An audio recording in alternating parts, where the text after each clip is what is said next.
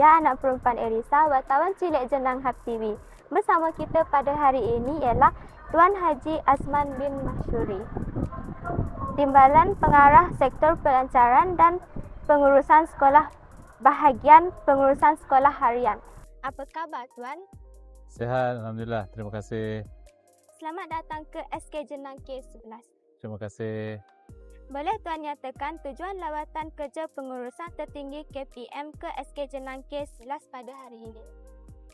Tujuan lawatan pada hari ini adalah untuk menyantuni seluruh warga sekolah daripada pentadbiran, guru-guru dan murid-murid serta komuniti setempat agar semua pihak yang berkepentingan merasa sangat selesa untuk datang ke sekolah pada hari pertama persekolahan tahun ini, dan kita harap dengan kehadiran kita akan dapat membantu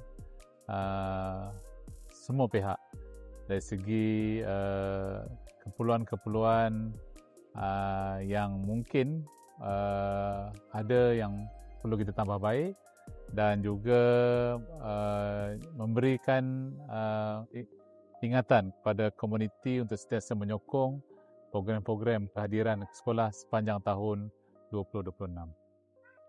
Apakah pandangan Tuan tentang suasana hari pertama persekolahan pada hari ini?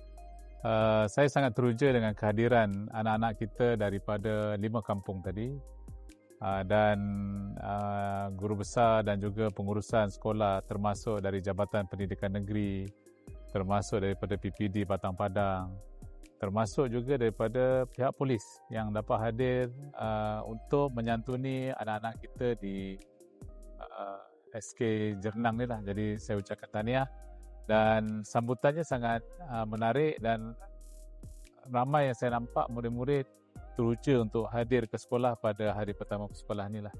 Tahniah pada SK Jernang ni lah. Apakah program-program baharu dari KPM yang memanfaatkan sekolah murid orang asli dan untuk sekolah khas K11 pada hari ini? Kita sebenarnya nak memastikan bahawa tidak ada murid-murid yang tercicir walaupun di mana mereka berada. Azam daripada Kementerian Pendidikan yang selalu disebut oleh Yang Berhormat Menteri Pendidikan, tidak ada satu pun murid atau warga negara Malaysia, anak-anak warga negara Malaysia dalam kohort umum persekolahan tidak mendapat akses pendidikan. Jadi kita berharap melalui perluasan program K11 di SK Jernang pada tahun ini akan meningkatkan lagi kehadiran penyertaan murid-murid ke sekolah sehingga tamat ke tingkatan 5 lah. Hasil lawatan kerja Tuan pada hari ini, apa yang Tuan nyatakan tentang SK Jenang K11? Sekolah ini melalui pengurusan peringkat guru besar, cikgu-cikgu penolong kanan, guru-guru, komuniti, saya nampak kerjasama yang sangat erat untuk memastikan sekolah ini terus berjaya dan cemerlang. Dan saya lihat pencapaian sekolah ini pun sangat membanggakan, kerana beberapa murid daripada sekolah ini sudah pun menamatkan, ada yang sudah menamatkan pendidikan di peringkat ijazah sarjana muda, dan ada juga yang masih berada di universiti tahun kedua. Dan itu dari segi pendidikan. Kemudian dari segi non-akademik, pencapaiannya sangat cemerlang, sehingga terdapat beberapa murid yang mewakili Malaysia ke peringkat antarabangsa dalam beberapa pertandingan seperti pertandingan softball dan juga sukan-sukan yang lain lah. Dan saya nampak dengan potensi yang ada ini, guru-guru dapat gilap potensi murid-murid untuk cemerlang walaupun sekolah Jernang ni jauh terletak daripada kawasan bandar.